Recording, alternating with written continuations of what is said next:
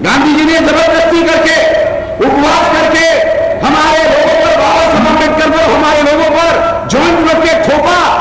ये थोपने की वजह से कांग्रेस की ज्यादा सीटें एससी एसटी की चुनकर आती है। मैं चुनौती देता हूं तमाम ब्राह्मणों को, सारे देश के ब्राह्मणों, कौन से धर्म ग्रंथ में आप लोगों ने लिखा हुआ, कौन से धर्म ग्रंथ में एससी एसटी ओबीसी को हिंदू लिखा हुआ?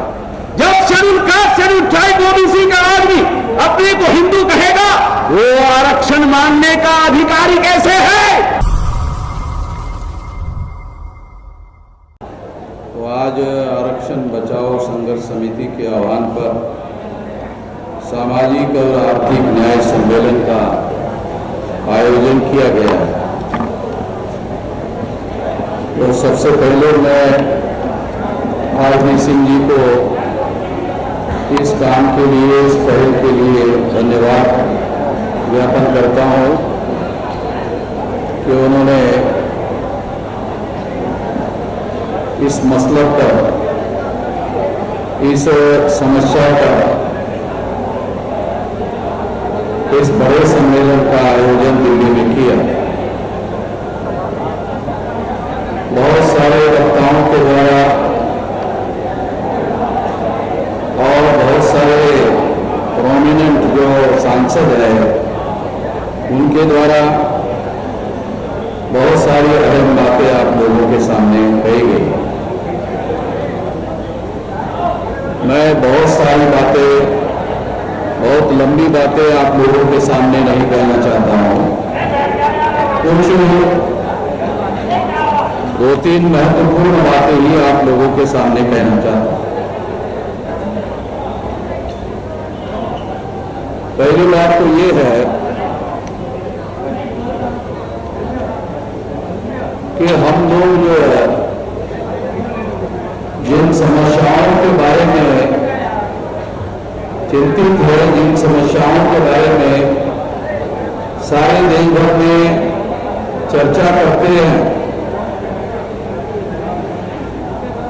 और उन समस्याओं का वो लोग समाधान नहीं कर रहे हैं, इसके बारे में हम अपना दुख व्यक्त करते हैं कि जो लोग आरक्षण के विरोधी है वो आरक्षण पर अमल करने का काम नहीं कर रहे हैं। इसके बारे में हम लोग सारे देश भर में चिंता व्यक्त करते रहते हैं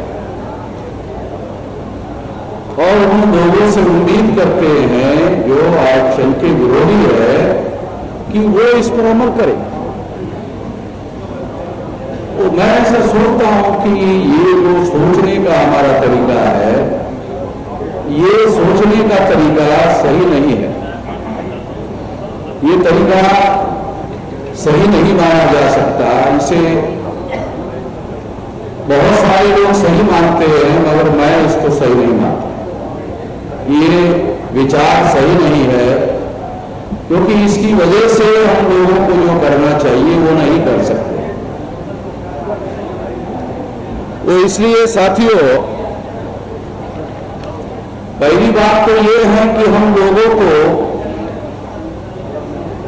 जो आरक्षण के विरोधी है या संविधान के विरोधी है या संविधान की जो मौलिक बातें हैं उन पर अमल करने का काम नहीं कर रहे हैं,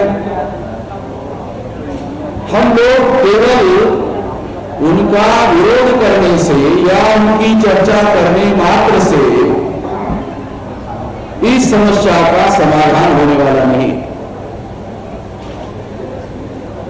क्योंकि हम चर्चा करते हैं कि जो संविधान के विरोधी है, जो आरक्षण के विरोधी है, वो संविधान पर अमल करे तो हम खुश हो जाएंगे, वो आरक्षण पर अमल करे तो हम खुश हो जाएंगे। ये होने वाला नहीं है, वो ऐसा करने वाले नहीं है। क्योंकि मूर्ख के हाथों में भी अगर कुल्हाड़ी दे दो और उसको कहो कि अपने पैर पर इस कुल्हाड़ी को चढ़ाकर काट दो, तो मूर्ख भी अपने हाथ पर कुल्हाड़ी लेकर अपना पैर काटने के लिए राजी नहीं होता। जो भारत का शासक वर्ग है वो हम लोगों के हक और अधिकार पर अमल करके आपको अधिकार संपन्न बनाकर अपने पैरों पर कुल्हाड़ी मारने का काम क्यों करेगा? इतना डरा और इतना नालायक तो वो है नहीं, इतना ना समझदार तो वो है ही नहीं है। तो मैं ऐसा मानता हूं कि उन लोगों से उम्मीद करना जो हजारों सालों से हमारे विरोधी है, जिन लोगों ने इस देश में वर्ण व्यवस्था का निर्माण किया, जिन लोगों ने इस देश में जाति व्यवस्था का निर्माण करके 6,247 जाति के टुकड़ों में हमें बांटा।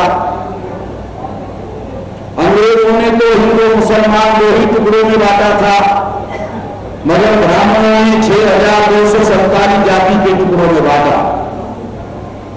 1703 शेड्यूल कास्ट की जातियां है, 801 आदिवासियों के टुकड़े हैं, 3,745 ओबीसी के टुकड़े हैं, तीनों को मिलाकर 6,247 टुकड़े हैं। इतने टुकड़े उन लोगों ने किए और उन्होंने ही हमें कहा कि अंग्रेजों ने बातों और राज में इस सिद्धांत पर काम किया। बात सही है, अंग्रेजों ने बातों और राजगुरुओं के सिद्धांत पर काम किया, मगर अंग्रेजों ने हिंदू मुसलमान दो टुकड़ों में बांटा, ब्राह्मणों ने 6,247 जाति के टुकड़ों में बांटा और ये हजारों सालों से बांटा। सम्राट बृहद्रथ मौर्य की हत्या पुष्यमित्र शुंग ने ईसा पूर्व 185 को करने के बाद से लेकर अब तब से चल रहा है मामला, आज से नहीं, 2-2.5 हजार साल से चल रहा है। और 2-2.5 हजार साल से चलने के बाद उन लोगों ने हम लोगों को 6,247 जातियों के टुकड़ों में बांटा। जिन्होंने 6,047 जाति के टुकड़ों में बांटा, उन लोगों से हम उम्मीद करते हैं कि वो हम लोगों के लिए मान, सम्मान, समता, स्वतंत्रता, बंधुता और न्याय पर आधारित समाज बना कर दे। हम उनसे उम्मीद करते हैं। मुझे लगता है ये सोचने का एक तरीका है। सोच ही लोगों को जगाती है, सोच ही लोगों को जोड़ती है, सोच ही लोगों को शक्ति में रूपांतरित करती है, मगर जो सोच हम व्यक्त कर रहे हैं उससे शक्ति का निर्माण होने वाला नहीं। मैं ऐसा मानता हूं, आप लोगों को गलत लगता होगा, आप लोगों को विचार करने की आजादी है, मैं ये नहीं कह रहा हूं कि आप लोगों को अपने विचार करने की आजादी नहीं है, मगर मुझे भी उसी तरह से अपना विचार व्यक्त करने की आजादी है। इसीलिए कह रहा हूं, मैं ऐसा मानता हूं कि इससे आप लोगों का स्वाभिमानी, स्वावलंबी, आत्मनिर्भर आंदोलन निर्माण होने वाला नहीं है। जिस तरह से आप विचार व्यक्त करते हैं उस तरीके से आप लोगों का स्वाभिमानी, स्वावलंबी, आत्मनिर्भर आंदोलन निर्माण होने वाला नहीं है। अगर आप लोगों का स्वाभिमानी, स्वावलंबी, आत्मनिर्भर आंदोलन निर्माण होने वाला नहीं है तो फिर आप लोगों को मांगते रहने के अलावा कोई विकल्प नहीं।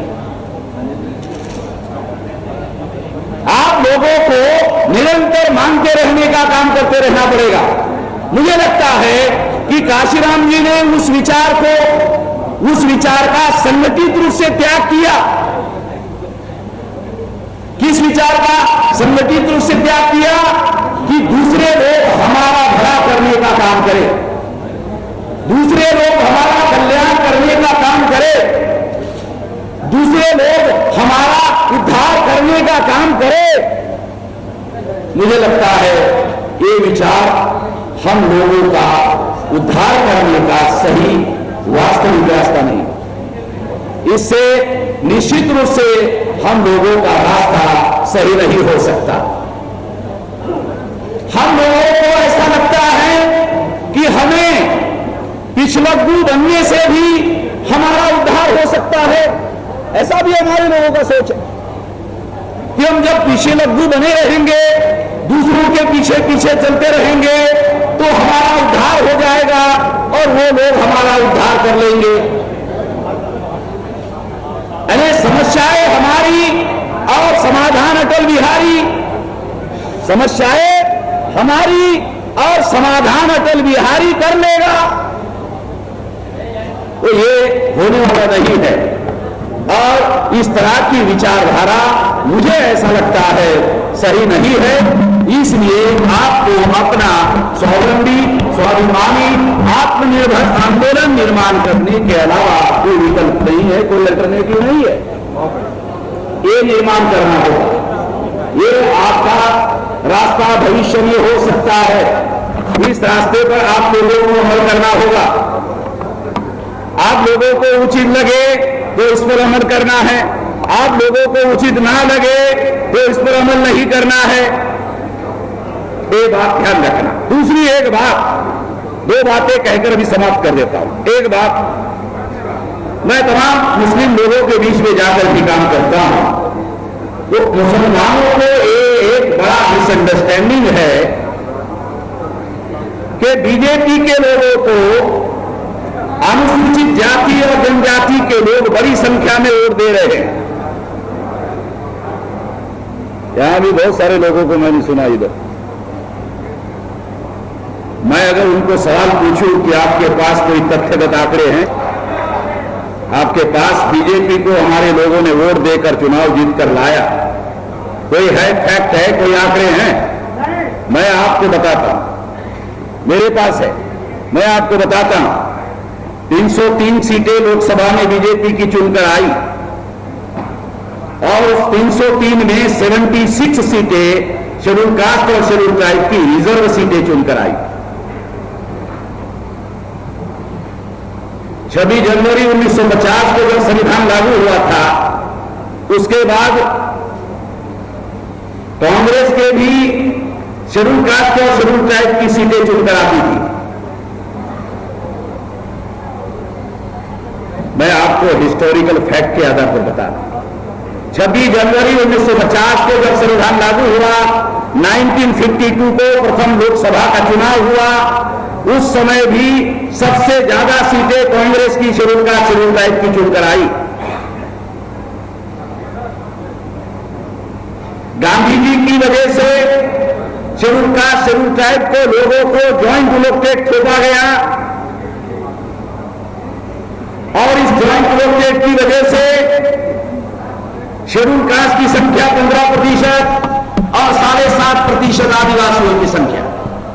मान लो कि शेड्यूल कास्ट की रिजर्व सीट है, वो 100% 15% वोट अगर किसी सीट को दे देते हैं तो भी वो रिजर्व सीट वाला आदमी चुनकर नहीं आ सकता। कितने लोगों को ये पता है?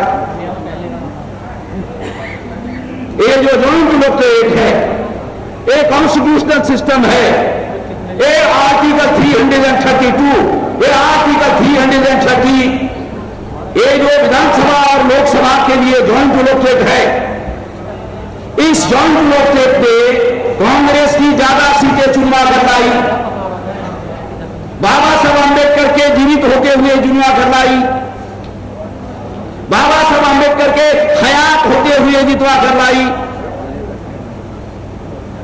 मैं एग्जाम्पल देकर आपको बता रहा हूं सबूतों के साथ कि अगर शेड्यूल कास्ट का 15% आदमी 100% किसी सीट पर वोट डाल दे तो क्या 15% वोटों से कोई शेड्यूल कास्ट का कैंडिडेट चुनाव जीत सकता है? नहीं जीत सकता। इसका मतलब है ज्वाइंट इलेक्टेड में नॉन शेड्यूल कास्ट के वोटर ज्वाइंट इलेक्टेड होने की वजह से उसको चुनाव जितवाते हैं। अगर बीजेपी के 303 सीटों में से 76 सीटें शेड्यूल कास्ट और शेड्यूल ट्राइब की चुनकर आई है तो मुसलमान ऐसा मानते हैं कि शेड्यूल कास्ट और शेड्यूल ट्राइब के लोग बीजेपी को वोट दे रहे हैं। गलत बात है, झूठ बात है, मैं नहीं मानता इस बात को।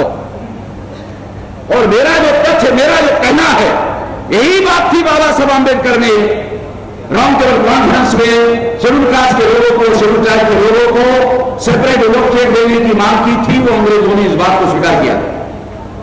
गांधी जी ने जबरदस्ती करके, उपवास करके हमारे लोगों पर, बाबा साहब अम्बेडकर पर, हमारे लोगों पर ज्वाइंट इलेक्टेड थोपा। ये थोपने की वजह से कांग्रेस की ज्यादा सीटें SC ST की चुनकर आती है और SC/ST के साथ साथ जब बीजेपी सरकार में आती है तो बीजेपी की भी आती है। क्या यह कहा जाए कि कुछ साल तक गांधी जी ने कांग्रेस की मदद की और अभी गांधी जी ज्वाइंट नोटेड उनको था तो वो ज्वाइंट नोटेड के तहत आज गांधी जी की वजह से बीजेपी की सीटें ज्यादा चुनकर आ रही है, क्योंकि सिस्टम है 330 और 332 पढ़ लेना आर्टिकल संविधान का। बाबा साहब अम्बेडकर ने ही संविधान लिखा है, बाबा साहब अम्बेडकर ने ही संविधान लिखा। बाबा साहब अम्बेडकर ने संविधान सुपुर्द किया संविधान सभा को और कहा कि सारी बातों से संविधान के मैं सहमत नहीं हूं। कितने लोगों को पता है? मालूम होना चाहिए नहीं है। संविधान का गर्व और गौरव किया जाना चाहिए, मगर बाबा साहब अम्बेडकर कहते हैं कि संविधान की लिखी हुई सारी बातों से मैं सहमत नहीं हूं। इसका क्या करे, क्या करे इसका? तो हमें ढूंढना चाहिए कि वो कौन सी बातें हैं जिसका बाबा साहब अम्बेडकर सहमत नहीं थे। ढूंढना चाहिए, हमारी जिम्मेदारी है ना। सबसे अहम बात कि ज्वाइंट नोटेड से बाबा साहब अम्बेडकर सहमत नहीं थे।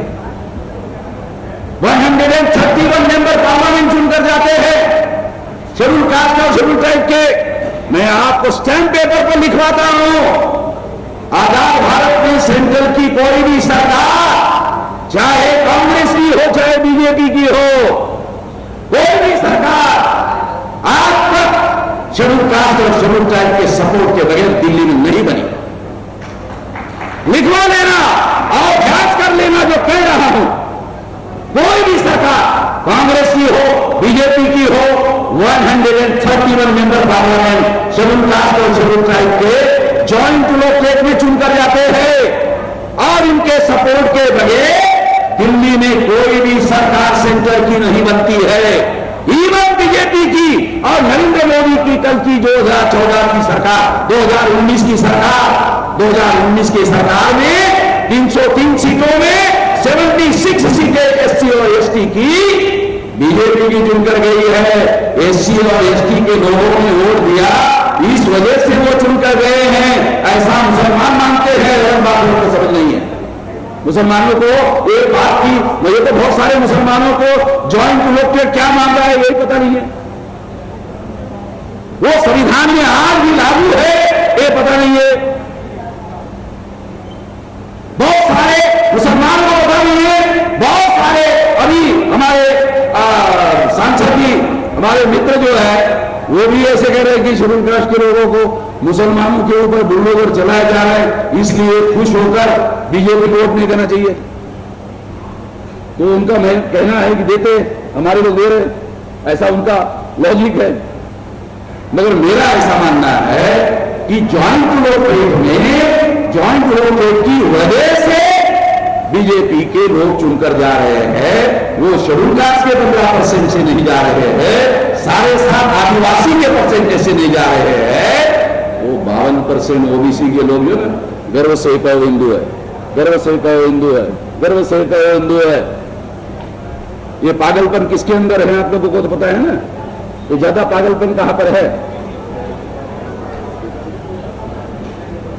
इसलिए आप लोगों को बता रहा हूं कि ये मिसअंडरस्टैंडिंग अगर रहेगा, मान लो मिसअंडरस्टैंडिंग रहेगा मुसलमानों में, तो फिर schedule caste, schedule tribe, backward class और मुसलमानों का एकता और गठबंधन कैसे होगा अगर ये मिसअंडरस्टैंडिंग रहेगा? तो ये मिसअंडरस्टैंडिंग रहने से इत्तेहाद कायम नहीं हो सकता, एकता कायम नहीं हो सकती और इससे हमारा तमाम मजलूमों का नुकसान होता है। इस तरह की धारणाओं की वजह से, इस तरह के विचार की वजह से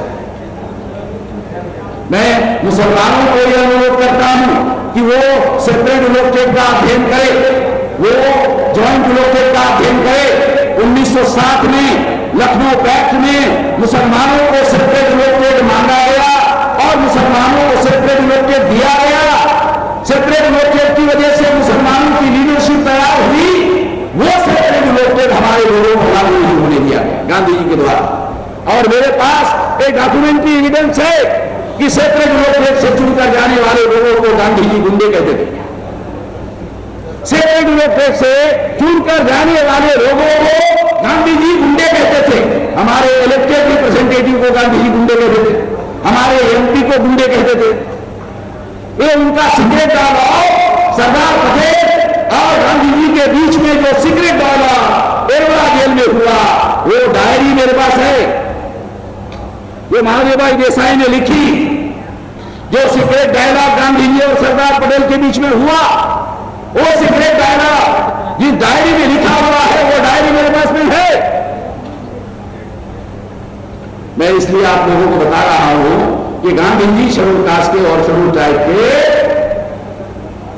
जो सेपरेट लोकपेट पर चुनकर जाने वाले लोग जो है, अगर ये जाएंगे तो मुसलमान गुंडे और शेड्यूल कास्ट के गुंडे और शेड्यूल ट्राइब के गुंडे ये संविधान, ये पार्लियामेंट में इकट्ठा हो जाएंगे और सरकार, तुम्हारी सरकार चलने नहीं देंगे। ये सीक्रेट डायलॉग गांधी जी और सरदार पटेल के बीच में हुआ और महादेव भाई देसाई ने एक डायरी में लिख कर रखा। वो डायरी मेरे पास है। मैं इसलिए आप लोगों को बता रहा हूं कि हमारे जो लोग हैं, एक समस्या हमारी है, नेशनल लेवल की समस्या है कि हम लोग इकट्ठा नहीं आते हैं, मगर ज्वाइंट लोकटेट हमें इकट्ठा आने देता है। ज्वाइंट लोकटेट से, जिसे बाबा साहब अम्बेडकर ने वो Gandhi and Congress of untouchable, Gandhi and emancipation of untouchable states and minority, ये 3 डॉक्यूमेंट्री एविडेंस में इन लोगों को, ज्वाइंट लोकटेट में चुनकर जाने वाले लोगों को दलाल और भरुआ कहा। मेरी नहीं कहा, किसने कहा? बाबा साहब अम्बेडकर ने कहा कि ये ज्वाइंट लोकटेट से चुनकर जाने वाले लोग दलाल और भरुए हैं। क्या हमारे पढ़े लिखे लोग इनको दलाल और भरुआ मानते हैं जो बाबा साहब मानते हैं? अगर बाबा साहब अम्बेडकर उनको दलाल और भरुआ मानते हैं और हम पढ़े लिखे लोग उनको प्रतिनिधि मानते हैं, तो हमारा सत्यानाश होना है। क्योंकि हम अपने इंडिपेंडेंट कैंडिडेट चुनकर लाने की कभी कोशिश नहीं करेंगे। हम दलालों को ही अपना नेता मानेंगे, हम दलालों को ही अपना प्रतिनिधि मानेंगे, तो फिर हमारा आंदोलन कैसे खड़ा होगा? हमारा स्वाभिमानी, स्वावलंबी, आत्मनिर्भर आंदोलन कैसे खड़ा होगा? नहीं खड़ा हो सकता। इसलिए साथियों, ये ज्वाइंट लोकटेट के बारे में तमाम सारे देश भर में हम लोगों को सोचना चाहिए। कांग्रेस के लोग ज्वाइंट लोकटेट का समर्थन करते हैं। बीजेपी ने 2021 के जनवरी में ज्वाइंट लोकटेट का बिल पास कर दिया। तो इसलिए मैं ये कहना चाहता हूं कि हम लोगों को जो हमारा रिप्रेजेंटेटिव सिस्टम है, उस रिप्रेजेंटेटिव सिस्टम को सुधारे बगैर हम लोगों को हमारा आने वाला कल सुधरने वाला नहीं है। संविधान लागू होने के बाद भी बाबा साहब अम्बेडकर इसके बारे में आग्रही थे। अब मेरे पास डॉक्यूमेंट्री एविडेंस। अब आखिरी बात कहना चाहता हूं साथियों, आजकल हिंदू की बात बहुत होती है, हिंदू की बात बहुत होती है, तो आरएसएस के लोग, बीजेपी के लोग, विश्व हिंदू परिषद के लोग शेड्यूल कास्ट, शेड्यूल ट्राइब और बैकवर्ड क्लास के लोगों को हिंदू कहते हैं। मैं चुनौती देकर ब्राह्मणों को कहता हूं कि आपके कौन से धर्म ग्रंथ में हमें हिंदू लिखा हुआ है, एक बार पढ़कर दिखा। और मैं चुनौती देता हूं तमाम ब्राह्मणों को, सारे देश के ब्राह्मणों, कौन से धर्म ग्रंथ में आप लोगों ने लिखा हुआ, कौन से धर्म ग्रंथ में एससी, एसटी, ओबीसी को हिंदू लिखा हुआ है? चलो बताओ। मैं चुनौती देता हूं मैं लोगों को, दिखाओ कहां हिंदू लिखा हुआ है। आप लोगों की व्यवस्था में, वर्ण व्यवस्था में हम हिंदू नहीं है, जाति व्यवस्था में हम हिंदू नहीं है, अस्पृश्यता में हम हिंदू नहीं है, शूद्रत्व जो पिछड़े वर्ग पर थोपा गया है वहां हिंदू नहीं है, महिलाओं को दास बनाया गया, चाहे ब्राह्मणों की मां हो उसको भी जनेऊ धारण करने का अधिकार नहीं है। अरे हमारे एससी, एसटी, ओबीसी को जनेऊ धारण का अधिकार नहीं है, ठीक है, तुम्हारी मां को भी नहीं है, तुम्हारी बहन बेटी को भी नहीं है, तुम्हारे बहू को भी नहीं है। तो तुम्हारी व्यवस्था में जो महिलाएं हैं वो भी दास है। ये जो नॉमिनिक टाइप के लोग हैं उनको आप लोगों ने बहिष्कृत किया हुआ है, जंगलों में रहने के लिए बहिष्कृत किया हुआ है। और जो आदिवासी है उन लोगों को आपने इस व्यवस्था में सेग्रीगेट किया हुआ है। ये सारी बातें तुम्हारी व्यवस्था में है, वहां कहीं पर भी हिंदू नहीं है, कहीं पर भी आपके द्वारा लिखा गया कहीं पर भी हिंदू नहीं है। और जब schedule caste, schedule tribe, OBC का आदमी जब अपने को हिंदू कहता है तो आरक्षण कैसे मिलेगा? आरपी सिंह बताओ, क्योंकि ये आरक्षण बचाव का मामला, इसके ये आखिरी मुद्दा आपको बता रहा। जब schedule caste, schedule tribe, OBC का आदमी अपने को हिंदू कहेगा, वो आरक्षण मानने का अधिकारी कैसे है? किस आधार पर आरक्षण मांगेगा वो? शेड्यूल कास्ट के नाम पर आरक्षण है, शेड्यूल ट्राइब के नाम पर आरक्षण है, ओबीसी के नाम पर आरक्षण है, संविधान में एससी एसटी ओबीसी के नाम पर आरक्षण है, हिंदू के नाम पर कोई आरक्षण नहीं है।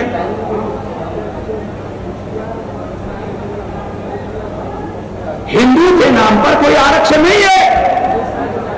इसलिए जो हिंदू के नाम पर सरकार बनाकर चला रहे हैं उनकी सरकार में आरक्षण के मुद्दे पर कोई चर्चा नहीं होती। आरक्षण के मुद्दे पर बीजेपी की सरकार में चर्चा क्यों नहीं होती? क्योंकि एक साथ दो बातों की चर्चा नहीं हो सकती, या तो हिंदू की चर्चा होगी या तो आरक्षण की चर्चा होगी। जहां हिंदू की चर्चा होगी वहां आरक्षण की नहीं हो सकती, जहां आरक्षण की होगी वहां हिंदू की चर्चा नहीं हो सकती। तो सबसे पहले जो हिस्टोरिकल डॉक्यूमेंट है ब्राह्मणों के धर्मशास्त्रों का, उसके अनुसार schedule caste, schedule tribe, backward classes के लोग किसी मापदंड में हिंदू नहीं। और ये बात लोगों के अंदर प्रचार करना जरूरी है। और अब देश में जो हालात है उसी हालात में प्रचार करना जरूरी है। ये किया जाना चाहिए। अगर ये नहीं करते हैं तो जो भी एससी एसटी ओबीसी का आदमी हिंदू कहेगा वो आपके आंदोलन में शामिल होने के लिए नहीं आएगा, वो आपके आंदोलन में शिरकत नहीं करेगा, वो आपका सपोर्ट करने वाला नहीं है। इसलिए मैं आप लोगों को ये अनुरोध करता हूं कि ये जो हिंदू नाम की चोरी है ये मूलतः ब्राह्मण धर्म एससी एसटी ओबीसी पर थोपने का षड्यंत्र है। हिंदू नाम का कोई धर्म नहीं है। मैंने रेल में एक ब्राह्मण को पूछा, पंडित जी हिंदू धर्म के धर्म ग्रंथों के नाम बताओ। उसने कहा वेद, श्रुति, स्मृति, पुराण, रामायण, महाभारत, गीता। इसलिए मैं आखिरी बात आपको बताना चाहता हूं। आप लोगों को ये बात ठीक नहीं लग रही होगी, ठीक है, मैं ये नहीं कह रहा हूं कि मेरी बात स्वीकार कर लो, मान लो, मैं नहीं कह रहा हूं। मैं कह रहा हूं कि मुझे अपनी बात कहने का अधिकार है। Freedom of speech and freedom of expression, article 19 बाबा साहब अम्बेडकर के संविधान में लिखा हुआ है और इसके तहत मैं इस अधिकार का उपयोग कर रहा हूं। और इसके तहत कह रहा हूं, मैंने पंडित जी को कहा हिंदू धर्म के धर्म ग्रंथों का नाम बताओ। उसने कहा वेद, श्रुति, स्मृति, पुराण, रामायण, महाभारत, गीता। मैंने कहा ये तो ब्राह्मण धर्म के धर्म ग्रंथ है, मैंने आपको हिंदू धर्म के पूछा। पंडित जी मैंने आपको हिंदू धर्म के धर्म ग्रंथ पूछा, आप ब्राह्मण धर्म के धर्म ग्रंथ बता रहे हो। तो पंडित जी ने जवाब दिया ब्राह्मण धर्म और हिंदू धर्म एक ही है। पंडित जी ने जवाब दिया ब्राह्मण धर्म और हिंदू धर्म एक ही है। कितने एससी एसटी ओबीसी के लोगों को पता है कि ब्राह्मण धर्म और हिंदू धर्म एक ही है? कितने एससी एसटी ओबीसी के लोगों को पता है कि ब्राह्मण धर्म और हिंदू धर्म एक ही है? पंडित कह रहा है एक ही है। और जिस दिन हमारे लोगों को मालूम हो जाएगा ब्राह्मण धर्म और हिंदू धर्म एक ही है, तो हमें इसका प्रभाव हिंदू धर्म के नाम पर नहीं करना चाहिए। ब्राह्मणों को करने दिया जाए हिंदू धर्म के नाम पर, मगर हमें इसे ब्राह्मण धर्म के नाम पर प्रचार में लाया जाना चाहिए। अगर हम इसका प्रचार ब्राह्मण धर्म के नाम पर करते हैं तो ब्राह्मण नंगे हो जाएंगे, खुले हो जाएंगे और हमारे लोग उनके झांसे में फंसने वाले नहीं है।